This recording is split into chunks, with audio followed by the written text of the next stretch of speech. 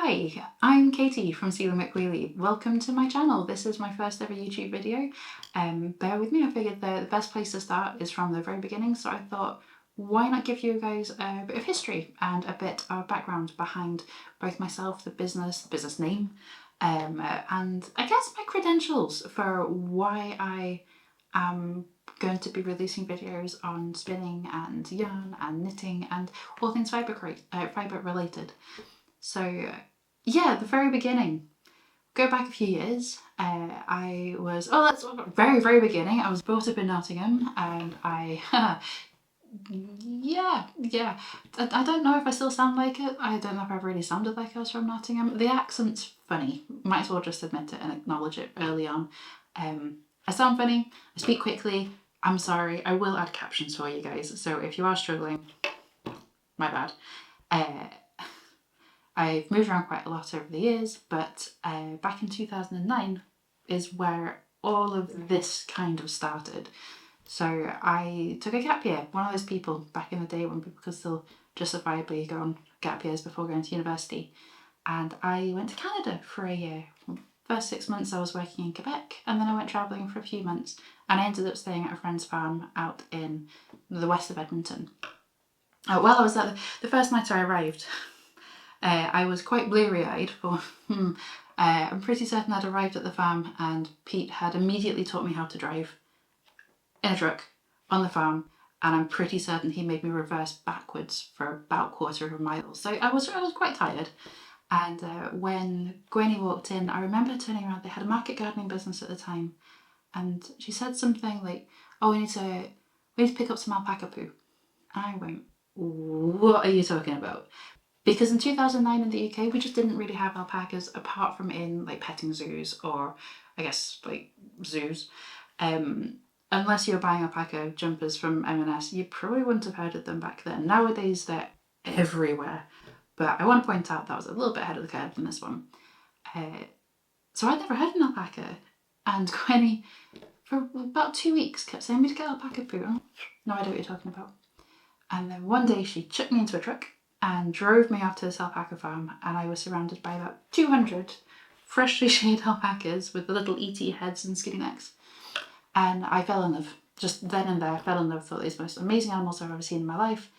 And fast forward a few months, I moved back to the UK and started university up at Aberdeen. And while I was there, I got through the first year okay, but I'll be honest, I wasn't a good student. I was good with the social life, and I enjoyed uni, but I'm not made for student life. So towards the end of the first year, I remember thinking, I'm going to give it up. I'm going to move out to Canada and I'm going to get an alpaca farm, and I have no idea how I'm going to do this. I don't know how I'm going to get the money for this, but I'm going to do it. But what am I going to do with these alpacas once I get them? So I remember somebody saying, "Oh, you can use the fibre." I went, "What for?" Genuinely no idea what you're talking about. So obviously, as you do, I googled it and I found a lady called the Alpaca Spinner, who sadly no longer vends, but at the time she was an Ashford dealer. And I got in contact and I purchased my first drop spindle, and the rest is really history. So having taught myself to spin on the drop spindle, not particularly well, but I managed to work it out, I fell in love with the craft. And after about 6 months or so, we were fiddling around with drop spindles and realising that I really loved spinning, but I needed to gear it up a notch. I got my first spinning wheel for my 21st birthday. I got an Ashford Traditional, and she is still to this day my baby. And even though I've got a number of spinning wheels now with technically belonging to the shop, she only just my spinning wheel, and she always will be. So yeah, 2011 is when I started spinning properly. 21st birthday, you can work out the maths from there. And I never looked back. So I decided quite early on that Canada probably wasn't going to happen. As much as I love the country, Scotland very much took my heart from about second year of university, and hence I'm still here. I moved down from Aberdeen in 2014, but prior to that, while I was in my 4th year of uni, I think 4th year, I lose track, I decided I was going to raise some money for charity. So there was a charity at the time called Chatbeach International. Some of you guys may have heard of them. They no longer exist, sadly, but they organised charity treks for university students. And the one I was most interested in, surprise, surprise, was Machu Picchu. Probably work out why. I'm not saying there's a theme, but there's definitely a theme in my life, and most of it's alpaca based. But I decided I wanted to try Machu Picchu. And in doing so, we had to raise, it was about $2,500, which is quite a lot of money for a student back in 2013 or whatever it was. And I worked out very early on how much of the funding that was being raised for the charity was going towards the actual trips. I didn't feel comfortable asking people for donations towards what was ostensibly a holiday. It was not a holiday, just want to point out, 5 days trekking in the Andes, not a holiday unless you were probably not my kind of person. I'll be honest. Good for you, you do it. I'd rather go travelling and meeting people and doing things rather than trekking. I did destroy my knees, but that's a different matter. So as part of the fundraising for the charity, I worked out the percentage of it that was going to cover my costs, so things like the flights and the guides and what have you, and wasn't going to go into the charity. So rather than asking people to donate towards that, I decided to start selling my hand-spun yarns. So I was knitting hats, and I was spinning yarn, and I also did a few things like sponsored vegetarianism and what have you on the side. But for the covering the cost, I wanted it to be my own little business, and that's where Sealy MacWheely began. Now, the name had happened a couple of years prior, and it came from a joke. And at the time, I thought it was the stupidest thing I'd ever heard in my entire life. But when I got my first spinning wheel, back on my 21st birthday, my pal came up to visit from Nottingham, and bearing in mind, my last name's Seal, so you can probably find all my information now, but that's by the way. And so I've been known as Sealy since I was about 13 years old. And when my pal walked into my bedroom, having received my brand new spinning wheel for my birthday, she walked into my room and went, "What are you, like Sealy MacWheely or something?" Stupidest thing I'd ever heard. And I was like, don't say that again, that was ridiculous. And then fast forward a couple of years' time, I went, actually, that's quite a good business name. It's stuck ever since. So Sealy MacWheely started as a joke, and the business started because of a bag of alpaca poo. Go figure. So anyway, fast forward, raising money for the charity, had an interesting time. Machu Picchu was fantastic, so I destroyed my knees. And it was hard, let's be honest. It is hard, absolutely beautiful country. And when I returned, I was genuinely gutted that I was no longer doing things for Sealy MacWheely. So I kind of continued to raise money for charity for a wee while. And then once I graduated, I moved down to Glasgow. And I did take a hiatus. I wasn't in the best of places after leaving university, and I think I felt like I'd lost a lot of my identity from leaving Aberdeen, leaving my friends, and part of that was also the spinning as well. So I think I took about 2 years hiatus from the business side of things. Not that it was a business at that stage, but you know what I mean. I started spinning for fun again, and I actually created what I called the bucket list jumper, or the BLJ, which was a very long-term project, and it was a jumper, my first ever jumper. I've done quite a few since then. I learned afterwards how to knit a jumper, but that's by the by.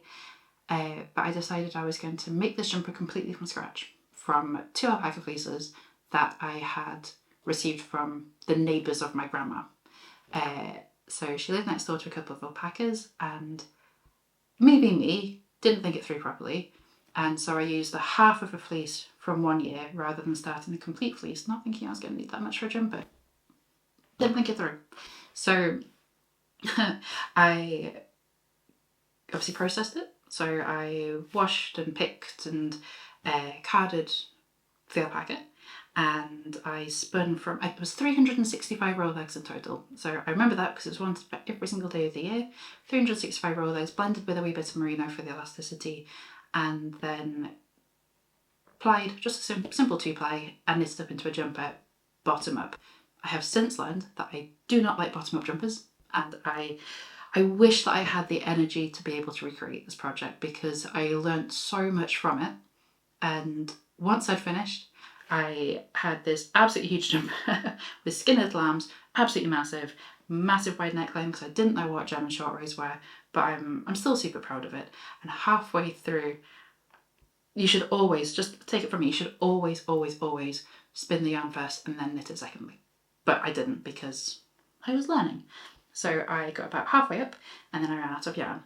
So I waited for the next year's shearing, and I thought, wrongly, that I had matched the correct alpaca and had inadvertently spun up his brother. So I have a very distinct line halfway up my jumper.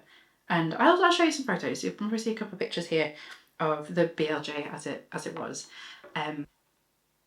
So having had this huge, massive project, the BLJ, I realised that I really missed the Sealy MacWheely that I had been working towards. I had an idea in my head what I wanted to do, but at that time it was mostly markets. I missed seeing people who were getting people interested in spinning and talking to people about yarn and talking to people about fibre. And I started in 2016, so 10 years ago now. I actually became a sole trader. So I decided to give it a go on a bit, not quite a whim. I had to put a lot of thought into it, but it was like, just do it. And so I started doing markets. I used to do a market called Mulgai Makers Market, which was absolutely wonderful. I met so many incredible, beautifully talented people, and it was exactly what I needed to kind of get my business started. And I have absolutely zero regrets. There were some months I didn't make the table back, because what I do is such a niche product that I wasn't meeting my customers, but I was meeting people. And I, off the back of that, started doing workshops up at Mugduck Park, all this in North Glasgow. And I loved it. I absolutely loved it. And after about a year or so, I'd worked up enough stock and enough products that I could start doing festivals. So I signed up to a couple of festivals like Loch Ness Knit Fest and what have you. We're going back to, I say 2016, 2017 at this stage, and I loved it. I really, and I still do. It's absolutely the thing that gets me through the difficult days, is knowing that even at the moment when I'm only doing one show a year, knowing that you get to meet people who are interested and engaged in the same things that you are is just, it will never stop thrilling me, honestly. So I remember doing a couple of shows and then signing up for Wonderwall. Now, Wonderwall is still the show that I do every year. And as if Chrissy, if you still have me, I will come back every single year until ever. It is such an incredible show. If you've never been to Wonderwall, if you are UK based and you can get over to Wales, do it. It is at the end of April and it is absolutely fantastic. I believe it's the biggest show in the UK now, I think. Don't quote me on that, but I think it is. And it has everything that you can possibly imagine, wool and fibre and yarn related. It's just amazing. So the first time I had a chance to go to Wonderwall, it would have been 2018, I think. And I had this stand and it was teeny tiny and it was right at the very back corner. I think the stand was U1, so right at the very back if you've ever been. It's in hall 2, almost at the very, very corner. And it was tiny. And I look back at photos now and I think, what was I thinking? I had basically no stock and it looked basically empty. And I remember it was one of those years where the Saturday was roasting hot and then the Sunday was freezing cold, and everybody was a bit kind of just really, really happy, but also exhausted by the end of the weekend. And it was the first time my mum and dad had come with me to a show, and that was where I told my mum, this is what I want to do with my life. This is it. I want to give up the day job and I want to give it a go. I mean, what's the harm, right? And it was, to say, honestly, I was showing you pictures, you're probably seeing pictures right now of the show. I honestly can't believe that my parents turned around and said, yeah, great, do it. But they've been so supportive in that respect, and I will forever be grateful for their believing in me and sticking by me, even through the difficult parts. So yeah, I will always be forever grateful to Wonderful, because that's where I decided this is my future. And I did it. This would have been in the April. I was working, I was actually working at Glasgow University at the time. I'd left a job that I wasn't particularly happy in, learnt a lot, but wasn't happy in. And I was working for a Gaelic language project called Dachiash Storas na Gaelic, which is the digital archive of Scottish Gaelic. Fantastic project. Not necessarily what I wanted to do with my life. I'm glad that I did it, but it was a 6-month contract. So I knew that there was a time limit. I knew that I had a date coming up in I think it's about 4 or 5 months from that point, and that after that I didn't know what I was going to do. And that was the opportunity that I took to just go for it. Excuse me. So yeah, roll around, I think it was September, was my last day at desk, and I'd opened my first shop in the end of October. I did have a successful Kickstarter campaign, and again, thank you everybody who supported me right from the very beginning. I literally could not do it without you guys, so thank you. The Kickstarter feels like an absolute lifetime ago, but it was what I needed to get off the ground. It wasn't a huge amount of money, but it enabled me to get a tiny little shop. It was so small, but it was a fantastic way to kind of test the water. At the time, I wasn't dying in situ. I was still dying at home in my utility room. I dyed yarn at that stage, but I was still mostly focusing on fibre. And it was as I was kind of learning and developing my skills whilst I was in that shop that I really took to yarn dyeing and became almost like a 50-50. So although when people ask me, I always say that I am a spinner first. I'm a dyer by profession, and I'm a knitter. I'm a hobbyist knitter. That's not really true, but that's how I see myself. I see myself as a spinner first and a knitter second. And I'm quite unusual in that respect. There's a few of us, I've met us, who have come into the fibre crafts through spinning first. Normally it's the other way around. The vast majority of people you meet pick up knitting needles, learn how to knit, and then go, oh, I want to create my own yarn. So there's a small cohort of us, but we do exist, who came from the opposite direction. And I find it really interesting to see how people's skills have developed over time based on how they came into knitting and spinning. I honestly just find it fascinating. But anyway, that's kind of a different matter. I'm just kind of going off on a ramble. I will ramble a lot on this channel. I'm not sorry about it. That's why we've got long form videos. So yeah, 2018 is when I opened up the first shop, and it was, as I say, it was tiny. I look back now and I wonder what on earth I was thinking of space-wise, because I could not squeeze anything into that nowadays if I tried. But things were going well. It was a nice little peak of existence, and then 2020 kind of came like a bit of a wrecking ball. As we all remember, I think, it was a bit of a nightmare. So I remember closing up the shop in March 2020, and it was around, I think it's around the August time, that after having had a bit of a step away from the business and not being able to be in the shop, and realising that I couldn't do everything that I wanted to do on the premises that I had, I realised that I needed to move. And once I get an idea in my head, I find it very difficult to get rid of it.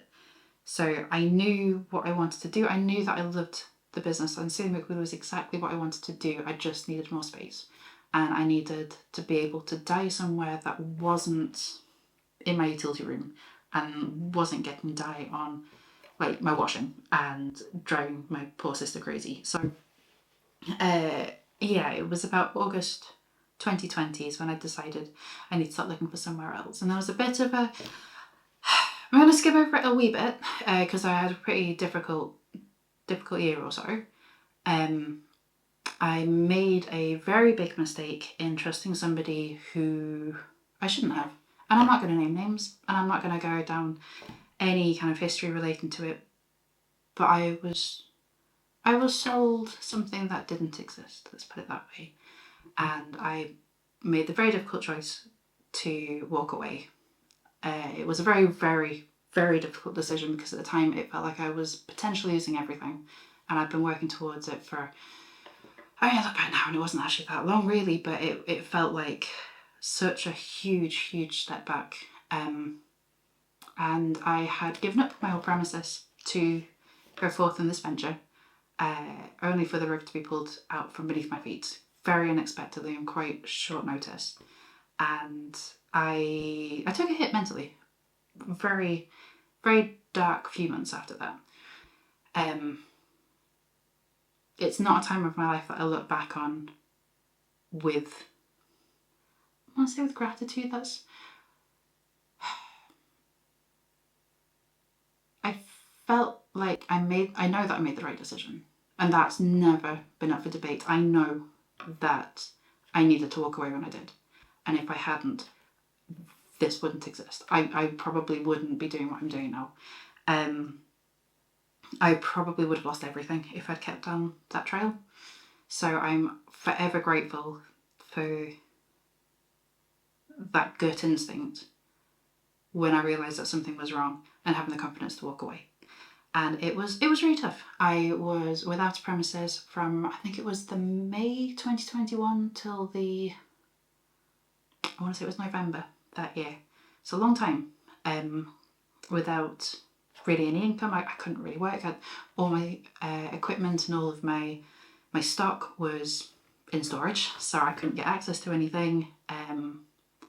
I lost some friendships off the back of it. It was a hard time, really, genuinely. It was pretty traumatizing, but I overcame it.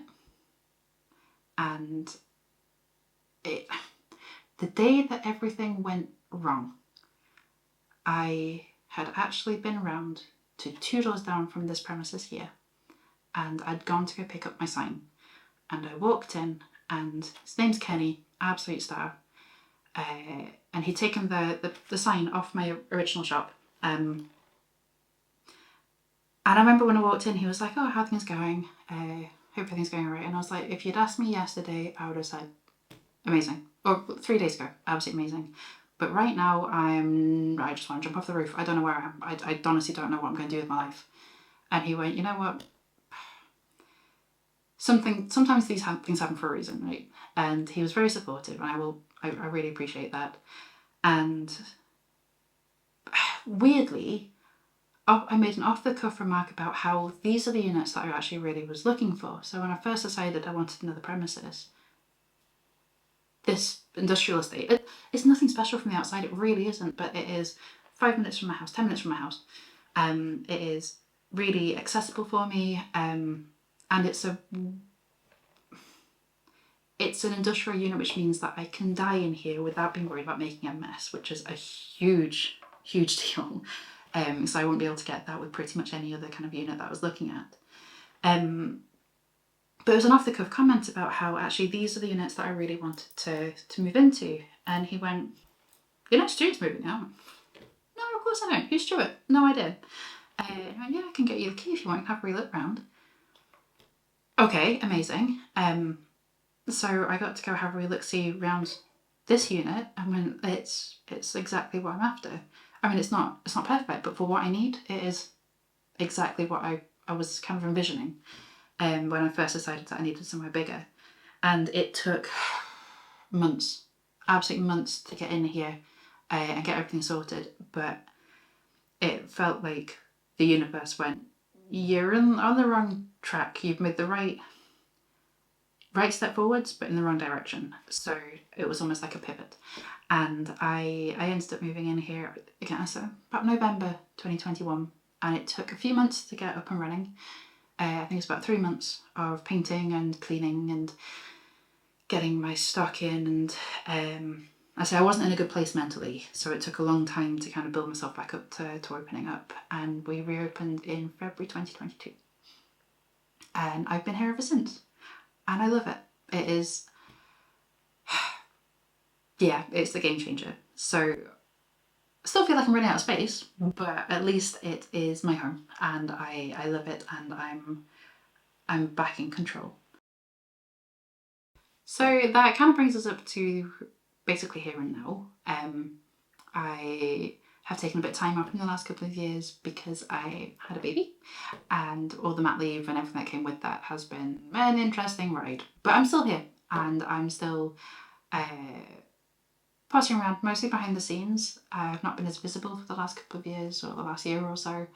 My daughter is now 14 months old. She is an absolute whirlwind of a baby. I love her more than anything I've ever lived in my life. Obviously, all parents say that. But not necessarily conducive to work, I'll be honest. They are quite difficult. So it's only now that she is in nursery a couple of afternoons a week that I can hopefully, touch wood, find the time to do a little bit of filming for YouTube and update the socials a little bit more often, because I have been quite lax with that recently.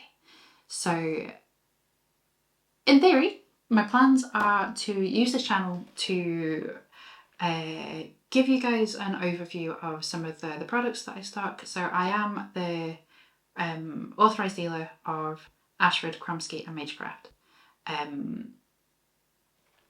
All the wheels, looms, accessories, etc., everything that comes under that I can get for you. And for a long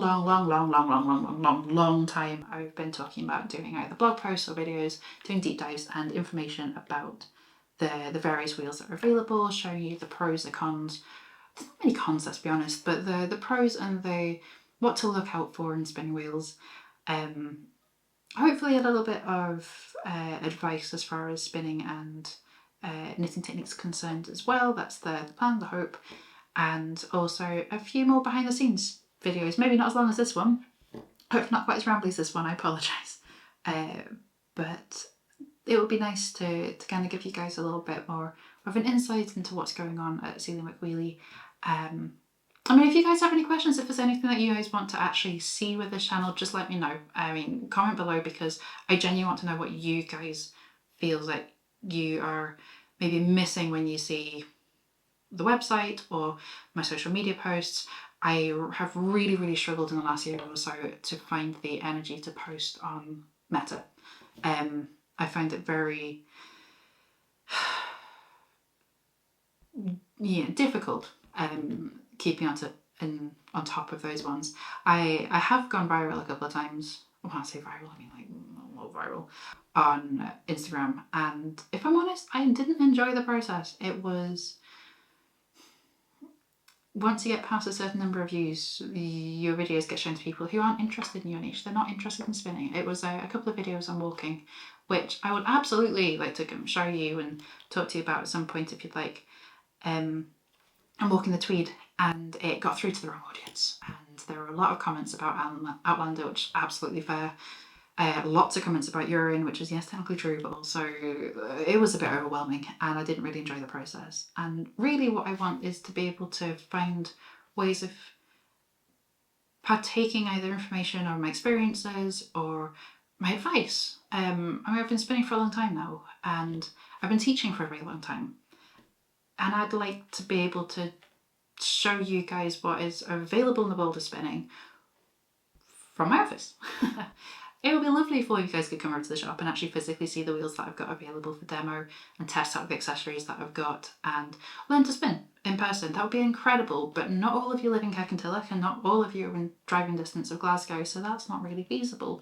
At least this way I can hopefully give you a bit more of an insight and the feeling that you're here even if you're not. So if you have anything that you want to see, if you've got anything that you wish to kind of get advice, I mean, be nice, constructive criticism, seriously, just leave a comment below. I'd love to see what you guys think, and let's play it from there. I've got a couple of videos that I'm planning getting up in the next couple of weeks to kind of kickstart the channel. A few deep dives. I'm going to be doing a deep dive into every spinning wheel that I have available for demo. I've got 9 wheels currently in the shop that you guys are welcome to come in and test out at any point, but I will give you a rundown of, again, like the, I don't like the term tech specs for a spinning wheel, but you know what I mean. And yeah, well, let's see how it goes from there. But I think I'm going to call it a night. It is, it's getting late. The only time I can do these videos is when the baby is asleep or at nursery, so I chose when she's asleep. It is late. I'm going to bid you adieu, but I'm hoping to see you guys in the next video. Thank you very much for watching, and I hate to be that person, but if you do want to see any more of the content, and if you do want to see future videos, you know the drill. Subscribe. And if there's anything you would like to see, get in touch. And if you don't want to leave a comment, message me on Instagram. That's usually the best way to get in touch. But thank you very much for watching. If you watched this far, well done you. Go have a chocolate bar and a cup of tea because you deserve it. But good night. Thank you, and I'll see you soon. Bye. So yeah, that basically brings us up to